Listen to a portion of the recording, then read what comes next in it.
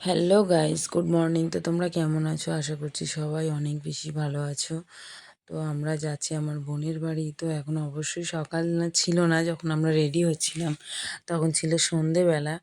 তো যাব না করে শেষমেশ যেতেই হলো, কারণ প্রচণ্ড বৃষ্টি হচ্ছিল ওই দিন। মানে একবার করে বৃষ্টি আসছিল, একবার করে যাচ্ছিলো, তো প্রচণ্ড বৃষ্টির মধ্যে যাওয়ার তো ইচ্ছা ছিল না। কিন্তু ওদিকে যে বোনেরা এসেছে, সেই জন্য যাওয়ার জন্য মনটাও ছটফটও করছিল।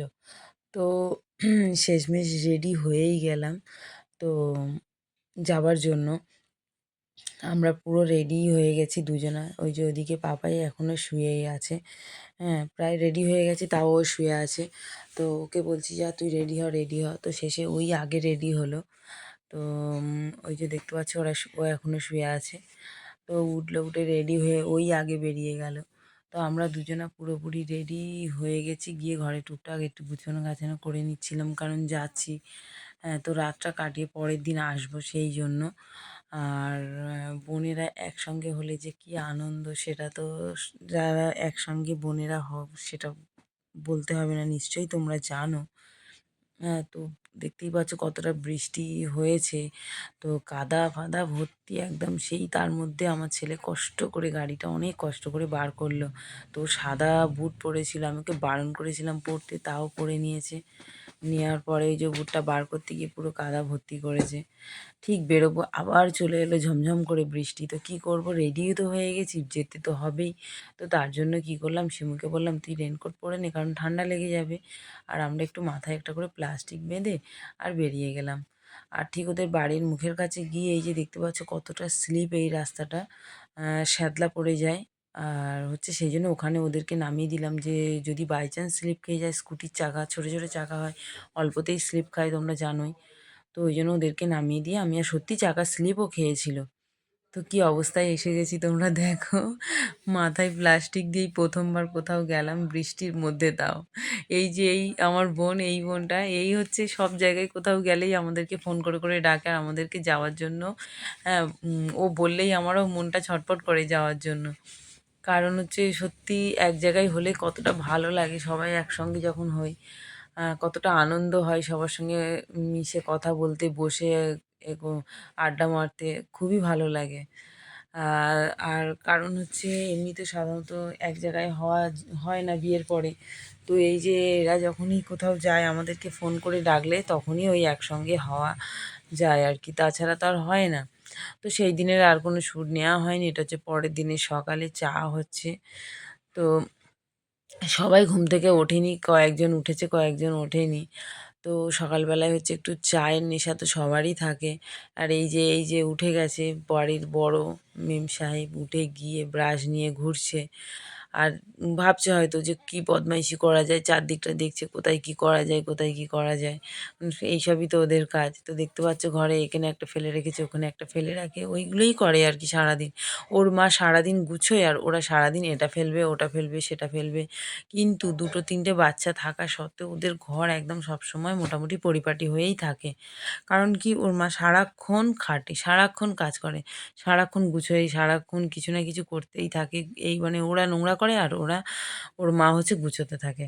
তো এদিকে ওর মা মানে আমার বোন আর কি রান্না বসিয়ে দিয়েছে। মোটামুটি অনেক জায়গায় রান্না প্রায় হয়েই এসেছে। আর এদিকে হচ্ছে ঘরদোরও গুছানো হয়ে গেছে। তোকে ঘরদোরটাও গুছোতে আরেকজন হেল্প করেছে, সে গুছিয়ে নিয়েছে। তো সবাই মিলে টুকটাক টুকটাক করে সবার কাজকর্ম করছে। তো এদিকে দেখতে পাচ্ছি, এদিকে একটা সবজি বাচ্চাদের জন্য এই যে ছোট ছোট যে মাছগুলো এনেছিল সেইগুলোই চচ্চড়ি হচ্ছে। অনেক দিন পরে খাবো ওই মাছ, কারণ এই যে কাটা বাছার আলিশিতে আমি সত্যি বলছি বাড়িতে রান্নাই করি না। তো দেখতেই পাচ্ছ মাছগুলো রান্না হয়ে গেছে। আর এদিকে ওয়েদারটা দেখো, বৃষ্টি মোটামুটি থেমে গেছে, কিন্তু একবার করে থামছে আরেকবার করে এসে যাচ্ছে। তো এদিকে এদেরকে, ওদিকে ও রান্নায় ব্যস্ত বলে তো আমার ওর বরকে বলেছে খাইয়ে দিতে। তো এই যে দেখতে পাচ্ছ ২ বোনকে নিয়ে খাওয়াতে বসে গেছে। আর বাচ্চাদের খাওয়ানোর ঝামেলা কতটা, সেটা যারা খাওয়ায় তারাই জানে। তো উনি তো আর খাওয়ায় না, উনি মাঝে মধ্যে ১ আধ দিন ঘরে থাকে, তখন হয়তো মানে অনেক আত্মীয়স্বজন এলে তখন ওনাকে বলে, উনি তখন খাইয়ে দেয়। তো খাওয়ানো যে কতটা কষ্ট সেটা যে খাওয়ায় সেই জানে। হুম। তো ওই যে মোবাইলের মধ্যে 2 বোন ঢুকে আছে আর ওর বাবা খাইয়ে দিচ্ছে।